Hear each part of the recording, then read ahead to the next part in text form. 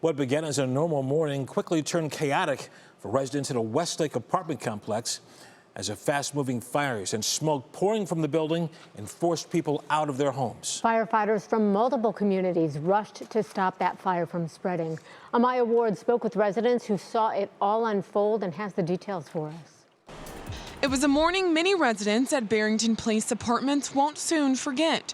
Westlake firefighters were called to Weymouth Circle just before 9 a.m. after reports of a fire at the complex.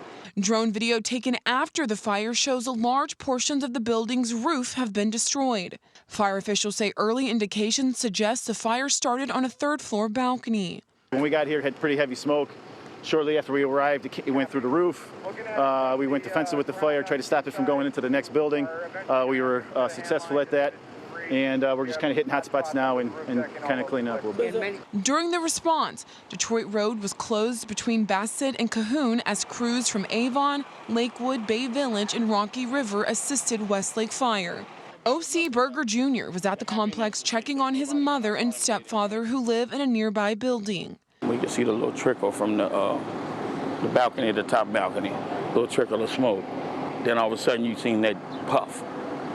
Seen that puff well enough to know. He says that smoke didn't last long. Within minutes, emergency crews began arriving as people throughout the complex tried to figure out what was happening. You hear that, the rescue squad, and that baby was in full flames. My mom and my stepfather were in full sleep, and so my son here woke them up. We got them out, and man, it was just a mess. Fire officials say the building was occupied at the time, making it critical to ensure everyone had made it out safely. It was an occupied building. I believe, first family that noticed it was the origination room.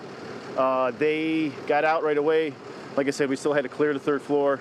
Officials say no injuries were reported, though the building sustained extensive fire and water damage. For Berger, there was a relief in seeing his family safe. I'm just glad that, the men and the ladies, they came and they done their job. Yeah. I mean, they moved fast, too, and that was a good thing. They moved fast. Lots of questions remain tonight for the people who call this complex home. Fire officials say they do not know how many people will be displaced or when or if residents will be able to return back to their units. The Red Cross has also been assisting those impacted. Christy. All right, good to know, Amaya. Thank you so much.